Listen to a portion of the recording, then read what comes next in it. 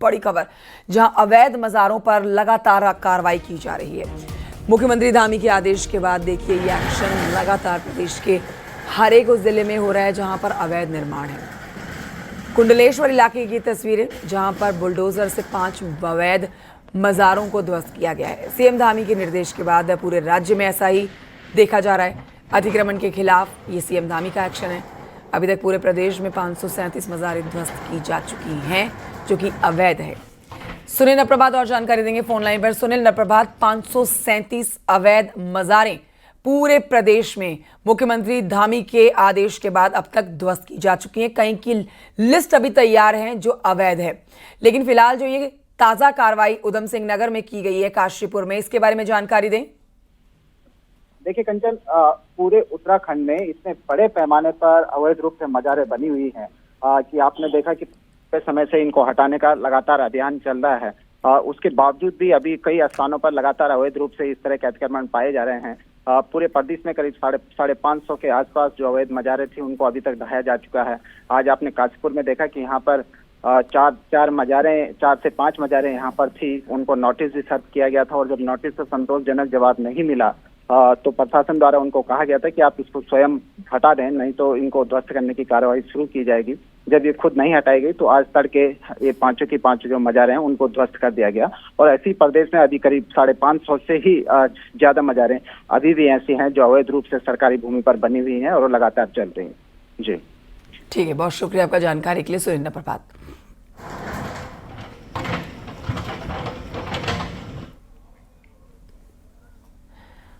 और ये आपको बताते हैं कि सीएम धामी आज हरिद्वार के दौरे पर रहने जा रहे हैं, जहां सीएम धामी कांवड़ मेले की तैयारियों को लेकर समीक्षा बैठक करेंगे।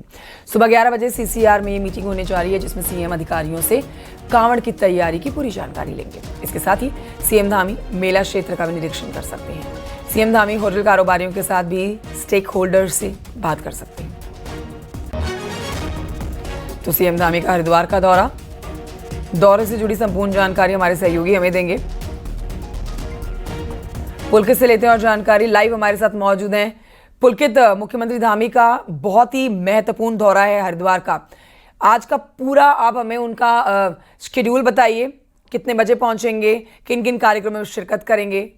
पुलकित, ओवर टू यू। देखिए, हरिद्वार में सावन के कांवड़ यात्रा की शुरुआत होने जा रही है। 11 तारीख से सावन महीने की शुरुआत के साथ विधिवत रूप से कांवड़ मेले का आगाज हो जाएगा। लेकिन कांवड़ मेले को सकुशल संपन्न कराने के लिए सभी तरह की उसमें सुरक्षा व्यवस्थाएं सुनिश्चित करने के लिए प्रशासन के अधिकारी पिछले कई दिनों से कवायद में लगे हुए हैं। स्थलीय रूप से काम हो रहा है, बैठकों में काम हो रहा है, कई स्तरों पर मीटिंग हो चुकी है। मुख्यमंत्री पुष्कर सिंह धामी खुद पूरे जो तैयारियां हैं, तैयारियों पर अपनी नजर बनाए हुए हैं, समय समय पर अधिकारियों के साथ संवाद कर रहे हैं। और आज क्योंकि सभी स्तरों की मीटिंग हो चुकी है और तैयारियां काफी हद तक हो चुकी है, तो आज मुख्यमंत्री पुष्कर सिंह धामी खुद हरिद्वार पहुंच रहे हैं और अधिकारियों से सीधी जानकारी लेंगे कि किस किस व्यवस्था को लेकर किस तरह से तैयारी की गई है। किसी भी तरह की कोई सुरक्षा में व्यवस्था में किसी भी तरह की कोई चूक ना हो, जो आने वाले जो करोड़ों की संख्या में जो कांवड़िए आते हैं, शिव भक्त आते हैं, उनको किसी तरह की कोई असुविधा ना हो। इसको लेकर मुख्यमंत्री खुद अधिकारियों से मीटिंग करेंगे और उससे पूरी तरह से जानकारी लेंगे। हरिद्वार के सीसीआर टावर यानी कि मेला नियंत्रण भवन में मीटिंग होगी। 11:30 बजे का समय बताया जा रहा है जब ये मीटिंग शुरू होगी। उसी समय मुख्यमंत्री पुष्कर सिंह धामी पहुंचेंगे। मुख्यमंत्री के साथ शासन के कई बड़े अधिकारी रहेंगे, जिला प्रशासन के कई अधिकारी रहेंगे। उसके अलावा मेले से जुड़े जो अन्य स्टेक होल्डर हैं, जो स्थानीय व्यापारी हैं, जो होटल कारोबारी हैं, इस तरह के इस वर्ग के लोग भी जो है मीटिंग में शामिल हो सकते हैं। तो काफी विस्तृत ये मीटिंग होने जा रही है। मीटिंग के बाद मुख्यमंत्री मेला क्षेत्र का स्थलीय निरीक्षण भी कर सकते हैं, जिस तरह से वो पहले भी करते रहे। पिछले साल भी मुख्यमंत्री ने स्थलीय निरीक्षण किया था, क्योंकि मुख्यमंत्री खुद ग्राउंड पर जाकर जो तैयारियां हैं उसका जायजा लेते रहे हैं पहले भी, और इस बार भी मुख्यमंत्री ले सकते हैं, क्योंकि तैयारियां जो है अधिकारियों के स्तर पर लंबे समय से चल रही हैं। इसलिए मुख्यमंत्री की आज मीटिंग है। इसको लेकर अधिकारियों की ओर से, जिला प्रशासन की ओर से पूरी तरह से कमर कस ली गई है इस बार, क्योंकि मुख्यमंत्री लगातार हर चीज पर अपनी नजर बनाए हुए हैं। इस बार विशेष तौर पर जो बजट मांगा जाता है मेले के लिए, जो बजट मांगा जाता है, पिछले जो कुछ सालों में जो बजट मेले के लिए खर्च होता है, इस बार मुख्यमंत्री के निर्देश पर सीधा उस बदल को डबल कर दिया गया है। इसलिए जो जिला प्रशासन है वो तैयारियों को और भी अंतिम रूप देने में जुटा हुआ है। किसी भी तरह की बजट की कोई कमी नहीं है। इसलिए जो मेले की तैयारियां उनको और भी बड़े व्यापक पैमाने पर किया जा रहा है। किसी भी तरह की कोई सुरक्षा व्यवस्था में कमी ना हो, चूक ना हो, किस तरह की कोताही ना बरती जाए, इस बात का पूरी तरह से ध्यान रखा जा रहा है। 11:30 बजे आज मुख्यमंत्री की मीटिंग शुरू होने जा रही है। जी ठीक है, बहुत शुक्रिया आपका जानकारी के लिए पुलकित। और आइए अब आपको बताते हैं कि उत्तरकाशी में बारिश के बाद मुसीबतें कम होने का नाम नहीं ले रही हैं। यमुनोत्री हाईवे पिछले 4 दिनों से बंद है।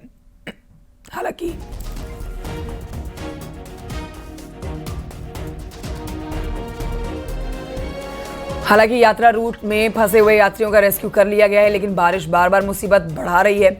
बारिश से बाढ़ जैसे हालात कई जगहों पर बने हुए हैं, जहां पर नदियां नाले हैं जो उफान पर हैं बारिश के चलते।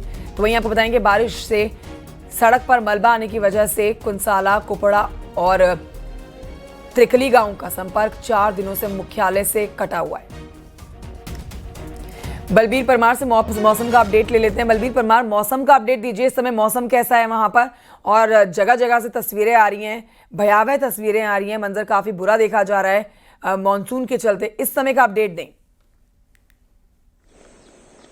बिल्कुल, मौसम की हम बात करें तो बारिश नहीं हो रही है उस क्षेत्र में, और जो यमुनोत्री जो क्षेत्र है जहां बादल फटा था वहां पे जनजीवन पूरी तरह से प्रभावित है, क्योंकि 4 दिन से ज्यादा का समय हो गया है, यमुनोत्री हाईवे नहीं खुल पाया है। और जो गांव पड़ते हैं, खासकर 1 दर्जन से ज्यादा गांव ऊपर के क्षेत्र में पड़ते हैं, पूरी तरह से उनका जिला मुख्यालय से संपर्क कटा हुआ है और भारी परेशानियों का सामना उन्हें करना पड़ रहा है। इसके अलावा तिरखली, कुपड़ा, कुंशाला जो गांव है उनका पुल की एक अप्रोच बह गई है, जिसके चलते वो गांव ग्रामीण अपने गांव में ही कैद होकर रह गए हैं, तो उन्हें भी भारी परेशानियों का सामना करना पड़ रहा है। और रात भर जिस तरह से पूरे क्षेत्र में बारिश हुई है तो लोग दहशत में देखे गए। पालीघाट में यहां तक कि लोगों को एसडीआरएफ द्वारा सुरक्षित स्थान पर रखा गया। जब बारिश कम हुआ, जब नदी का जलस्तर कम हुआ, उसके बाद उनको घरों को भेजा गया। तो कह सकते हैं कि पूरी तरह से दहशत बनी हुई है। और जो हाईवे है जिसको खोलने की कोशिश की जा रही है, बारिश के बाद और नुकसान उस जगह पे हुआ है, तो और लंबा समय अभी यमुनोत्री हाईवे को लग सकता है। इस बीच में जनजीवन पूरी तरह से, जो यमुनोत्री क्षेत्र का जो जनजीवन है पूरी तरह से प्रभावित है और कई परेशानियों का सामना जो ग्रामीण है उन्हें अब करना पड़ रहा है। और सभी मौसम से आस लगाए बैठे कि मौसम राहत दे और मार्ग जल्द से जल्द खुले, ताकि जो कनेक्टिविटी है वो बनी रहे और ग्रामीणों की जो समस्या हो कम हो। और इस समय मौसम का अपडेट यही है कि रात में बड़ी तेज बारिश उस पूरे क्षेत्र में हुई है। 2-3 लैंडस्लाइड जोन फिर से एक्टिव हुए हैं, जहां पे मलबा घिरा है और ओजरी के पास जो सड़क बह गई थी उसको लगातार वहां पे काम चल रहा है और कोशिश की जा रही है कि 1 से 2 दिन में सड़क को खोल के जल्द से जल्द जो ग्रामीण है उन्हें राहत दी जाए। जी, शुक्रिया बलबीर, जानकारी के लिए आपका। बद्रीनाथ से खबर है, जहां पर बद्री विशाल के गेट के बिल्कुल सामने कुछ यात्रियों के बीच में झगड़ा हो गया। झगड़ा इस कदर बढ़ा कि बात मारपीट तक पहुंच गई। बद्रीनाथ के गेट के सामने की तस्वीरें आप देख रहे हैं, जहां पर भगवान के सामने पूरे दुनिया भर में शांति मांगने के लिए लोग यहां पहुंचे हैं। तो वहीं 2 लोगों ने अशांति फैला दी, एक दूसरे पर खूब हाथ चलाए। वीडियो भी किसी ने बनाया, सोशल मीडिया पर यह वीडियो डाला और वीडियो वायरल हो गया। पुलिस के मुताबिक फोटो खींचने को लेकर कुछ लोगों में ये मामूली सा विवाद मारपीट में तब्दील हो गया।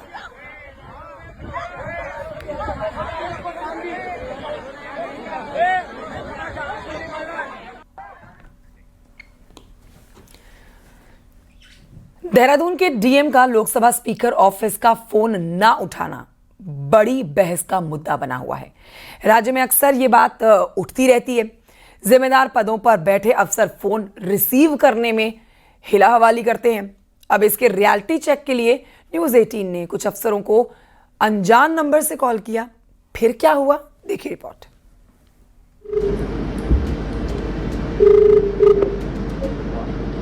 हेलो सर, नमस्ते सर, डीएम उत्तरकाशी बोल रहे हैं सर। कुछ आपदा को लेकर आपसे जानकारी लेनी थी। मैं सर आपको थोड़ी देर में कॉल करूं? लोकसभा स्पीकर ओम बिरला के ऑफिस से देहरादून के डीएम सविन बंसल को आया फोन नहीं उठाने का मुद्दा गर्म है। उत्तराखंड में अक्सर चर्चा होती रही है कि कई अफसर फोन को न तो उठाते हैं और न कॉल बैक करते हैं। न्यूज़ 18 ने राज्य के सभी 13 डीएम और कुमाऊं गढ़वाल के कमिश्नर और देहरादून नगर आयुक्त को फोन किया। कुछ अफसर फोन रेस्पॉन्ड करने में आगे रहे तो कुछ ने न तो फोन उठाया और न ही कॉल बैक किया। जिन जिलों के डीएम ने न फोन उठाया न कॉल बैक किया, उनमें शामिल रहे वंदना सिंह डीएम नैनीताल, प्रतीक जैन डीएम रुद्रप्रयाग, आशीष भट्टगई डीएम बागेश्वर, नितिन भदौरिया डीएम उधम सिंह नगर, मयूर दीक्षित डीएम हरिद्वार, संदीप तिवारी डीएम चमोली। हालांकि कुछ अधिकारियों ने फोन भी उठाए। अब इनमें कौन शामिल थे वो भी देखिए। प्रशांत आर्य डीएम उत्तरकाशी, विनोद गिरी गोस्वामी डीएम पिथौरागढ़, मनीष कुमार डीएम चंपावत, आलोक पांडे डीएम अल्मोड़ा। अब कुछ अन्य अधिकारियों की बात करें तो किसी ने कॉल बैक किया, जबकि किसी ने कोई रेस्पॉन्स नहीं किया। पौड़ी की डीएम स्वाति भदौरिया का फोन रेंज से बाहर था, जबकि टिहरी डीएम नितिका खंडेलवाल ने अपने नंबर से कॉल बैक किया। वहीं देहरादून डीएम के स्टाफ ने कॉल बैक करके वजह पूछी कि डीएम से क्यों बात करनी है।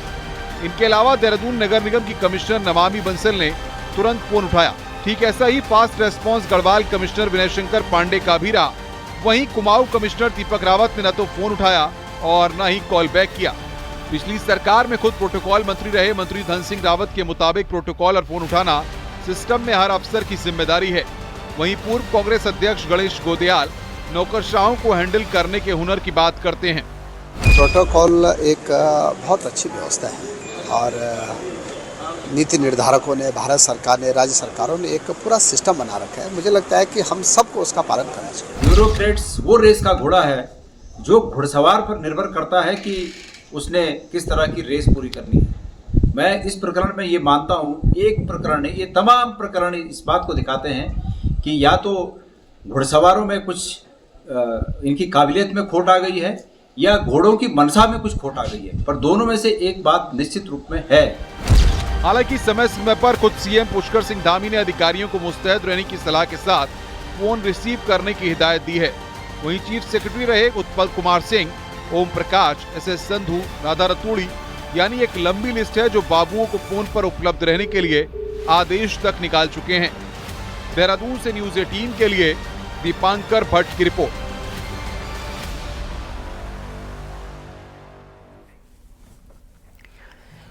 और ये आपको बताएं कि न्यूज 18 के अफसरों पर किए गए रियलिटी चेक को लेकर चमोली के डीएम ने कहा कि वो वीडियो कॉन्फ्रेंसिंग में व्यस्त थे, जिसकी वजह से वो फोन नहीं उठा पाए। चमोली के डीएम संदीप तिवारी है और रियलिटी चेक के दौरान डीएम संदीप तिवारी ने फोन नहीं उठाया था।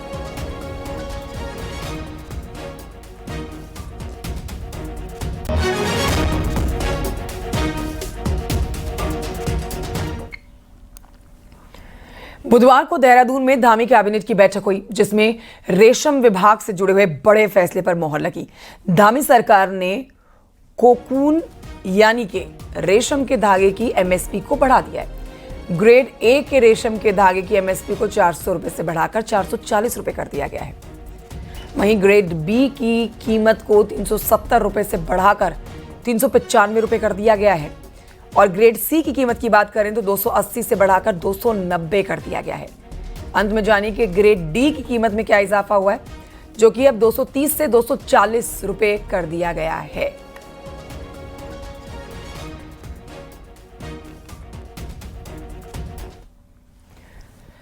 मुख्यमंत्री पुष्कर सिंह धामी ने उत्तराखंड और उत्तर प्रदेश के बीच में चल रहे परिसंपत्तियों को लेकर भी बैठक की है और इस दौरान उन्होंने अधिकारियों को निर्देश दिए कि जिन मामलों में पहले सहमति बन चुकी है उनके समाधान जल्द से जल्द सुनिश्चित किए जाएं।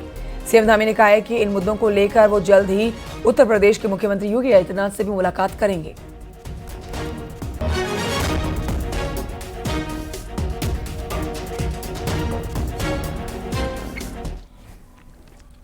देहरादून से समय की बड़ी खबर, जहां पर सैन्य धाम का काम करके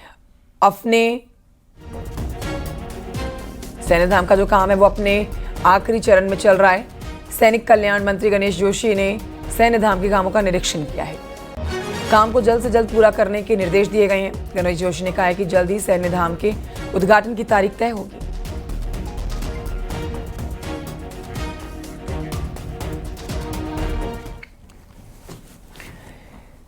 चुनाव भले ही पंचायतों के हों, लेकिन बीजेपी इन्हें हल्के में नहीं लेने वाली।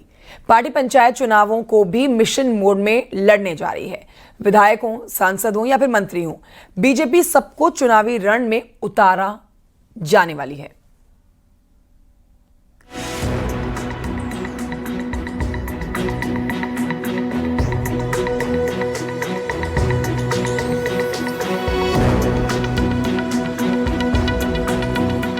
2022 में हुए हरिद्वार पंचायत चुनावों को बीजेपी ने विधानसभा की तर्ज पर लड़ा था। क्या मंत्री क्या विधायक सब मैदान में उतार दिए गए। नतीजा, पहली बार बीजेपी का कोई अधिकृत प्रत्याशी हरिद्वार जिला पंचायत का अध्यक्ष बनने में कामयाब रहा। इतना ही नहीं, हरिद्वार के सभी 6 ब्लॉक में बीजेपी के प्रमुख जीते और वो भी निर्विरोध। अब बीजेपी इसी हरिद्वार मॉडल को बाकी 12 जिलों के पंचायत चुनाव में लागू करने जा रही है। इस बार भी हर नेता को जिम्मेदारी दी जा रही है, सिर्फ चुनाव लड़ना नहीं है, हर हाल में जीतना है। यही पद्धति हम जो अभी जो प्रदेश के 12 जनपदों में जिला पंचायत चुनाव हो रहे हैं, हमने अपने सभी विधायकों से, सांसदों से और जो दायित्वधारी सबको इस काम में लगाया है कि आप जिनका जो क्षेत्र है उस क्षेत्र का जिला पंचायत वार्ड ये भाजपा के पक्ष में रहे। इसके लिए उन सबको घर घर जाकर प्रचार करना है, लोगों से मिलना है और वो सीट जीत के लिए हर संभव प्रयास करना है। हमारे सभी माननीय सांसदगण हैं, माननीय विधायकगण हैं जो 2022 में विधानसभा का चुनाव लड़े हैं और हारे हैं, ऐसे सभी लोगों को हम पंचायत चुनाव में जिम्मेदारी सौंप रहे हैं। बीजेपी अपने विधायकों, मंत्रियों और दायित्वधारियों को टारगेट सौंपने का काम कर रही है। चुनाव चाहे जिला पंचायत सदस्य का हो या फिर ग्राम प्रधान का, नेताओं से कहा गया है कि हर सीट जीतनी है और पहली कोशिश होगी जितनी सीटें संभव हो निर्विरोध जीत ली जाएं। जिस भी विधायक क्षेत्र में जिला पंचायत, बीडीसी व प्रधान की सीटें होती हैं तो पूरी पार्टी उस पर लगती है और उनको विजयी बनाती है। अब हरिद्वार वाली रणनीति के साथ बीजेपी पूरे प्रदेश में पंचायत चुनावों के बिसात बिछाने जा रही है। नेताओं से कहा गया है कि चुनाव पंचायत स्तर के जरूर हैं, लेकिन पार्टी की साख और उनकी खुद की अग्नि परीक्षा भी है। देहरादून से न्यूज़ 18 के लिए सुनील नवप्रभात की रिपोर्ट। पंचायत चुनाव को लेकर बीजेपी समर्थित प्रत्याशियों को ऐलान किया गया है। जिला पंचायत सदस्यों की सीटों पर बीजेपी प्रत्याशी समर्थित प्रत्याशियों के नामों की घोषणा की गई है। इसके अलग अलग जिलों की अलग अलग लिस्ट भी जारी कर दी गई है। चमोली जिले में 15 जिलों पंचायत सीटों पर तो उत्तरकाशी में 17 जिला पंचायत सदस्यों की सीटों पर बीजेपी समर्थित उम्मीदवारों के नामों का ऐलान किया गया है, जिसमें पार्टी ने युवाओं और महिलाओं को भी बड़ी संख्या में मौका दिया है।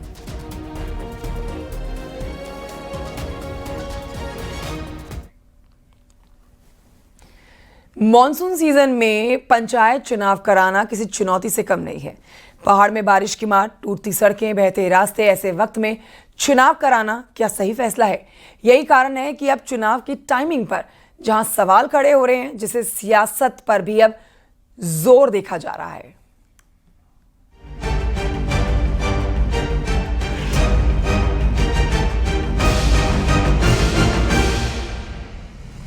उत्तराखंड में मॉनसून हर साल कहर बरपाता है। खास तौर पर इस बार तो ज्यादा बारिश की संभावना जताई गई है। 29 और 30 जून को भी भारी बारिश से 150 से ज्यादा सड़कें तबाह हो गई, दर्जनों गांव का संपर्क कट गया, कई जगह बादल फटने तक की खबरें आ गई। ऐसे हालात में पंचायत चुनाव कराने को लेकर अब सवाल खड़े हो रहे हैं। बारिश हुई तो मतदान प्रतिशत घटने का खतरा तो है ही, पोलिंग पार्टियों की सुरक्षित तैनाती भी चुनौती बनी रहेगी। पहाड़ दरक रहे हैं, मकान गिर रहे हैं, कई लोगों की मौतें हो चुकी, क्लाउड ब्लस्ट हो गया, नदियां उफान पर हैं। ऐसे में जबकि पंचायत चुनाव में टोटल वोटर्स के 25% तो वोटर बाहर प्रचार में निकलते हैं कि छोटा चुनाव है गांव का। चारों तरफ प्रदेश के अलग अलग हिस्सों से आपदा की, भूस्खलन की और इस तमाम किस्म की खबरें आ रही हैं। ये बिल्कुल भी तर्क संगत निर्णय नहीं है कि जुलाई अंत में पंचायत चुनाव को कराया जा रहा है। मौसम को लेकर प्रत्याशियों में भी डर बना हुआ है, तो माहौल को देख सियासत भी शुरू हो गई है। कांग्रेस का आरोप है कि सरकार ने जानबूझकर आपदा के बीच चुनाव करा दिए, जबकि हालात पूरी तरह प्रतिकूल हैं। विपक्ष के सवालों का खुद मुख्यमंत्री ने आगे आकर जवाब दिया।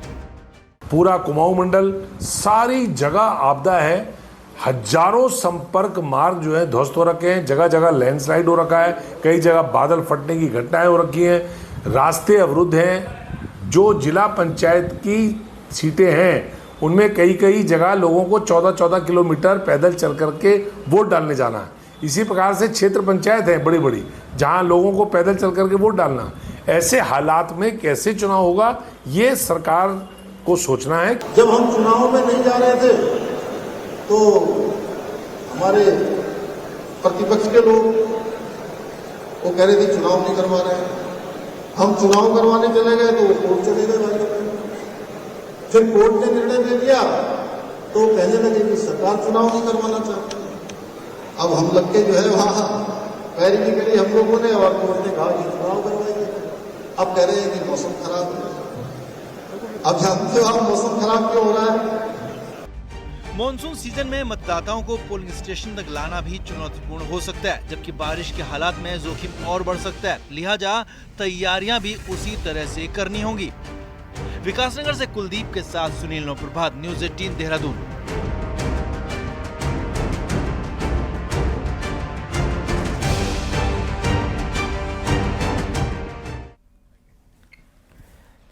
उत्तराखंड में पंचायत चुनाव की सरगर्मियां जोरों पर है। ग्राउंड से लेकर सोशल मीडिया तक प्रत्याशियों की जोर आजमाइश फुल फॉर्म में है। यहां तक कि प्रचार के लिए बड़े चुनावी पैंतरे भी आजमाए जा रहे हैं। रिपोर्ट देखिए।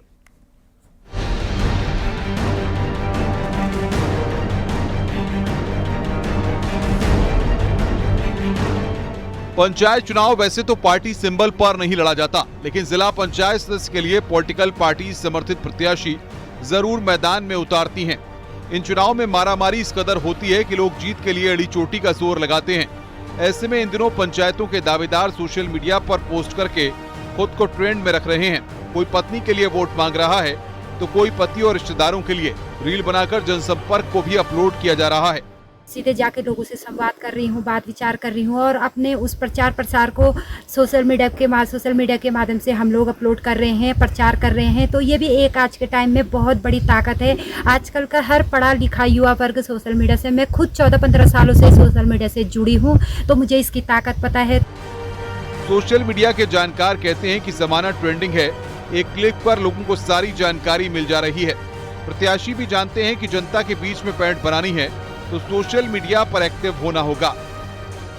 आप पंचायत चुनाव में देखिए किस प्रकार से प्रत्येक प्रत्याशी अपनी रील बना रहा है, अपना प्रचार प्रसार उस सोशल मीडिया पर जो है शुरुआत करता है, उसके बाद ही वो जो है घर घर जा रहा है या अन्य तरीके अपना रहा है। लेकिन सबसे पहला तरीका जो आज के दौर में प्रत्याशी अपना रहे हैं वो सोशल मीडिया के रूप में अपना रहे हैं।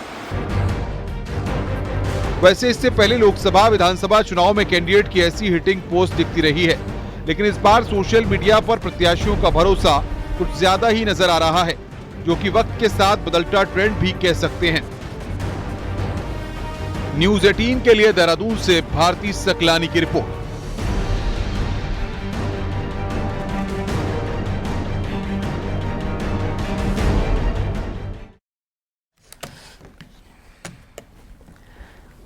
उधर नैनीताल में लेक ब्रिज चुंगी की नई दरें फिलहाल लागू नहीं होंगी।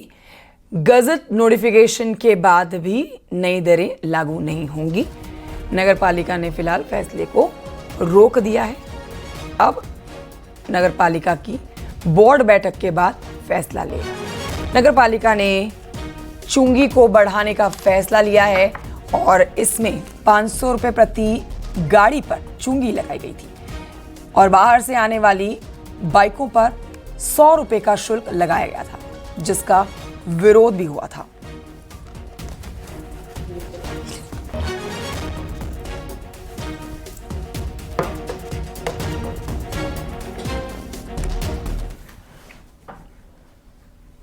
रुद्रप्रयाग के सोनप्रयाग में लैंडस्लाइड हो गया है, जिसकी वजह से केदारनाथ धाम से लौट रहे श्रद्धालु वहां फंस गए। वहीं सूचना पर मौके पर पहुंची एसडीआरएफ की टीम ने कड़ी मशक्कत के बाद 40 श्रद्धालुओं का रेस्क्यू किया है।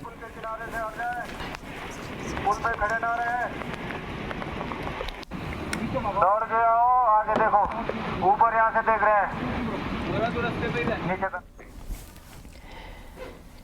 रामनगर के गर्जिया देवी मंदिर की सुरक्षा को लेकर काम जारी है। यहां मंदिर के टीले को मजबूत किया जा रहा है।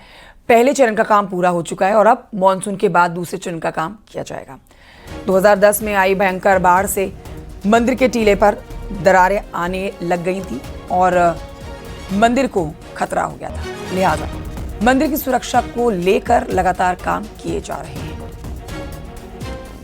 आने वाले मानसून में तो वो सब चीज़ें जो हमने की हैं उससे बचाव हो जाएगा।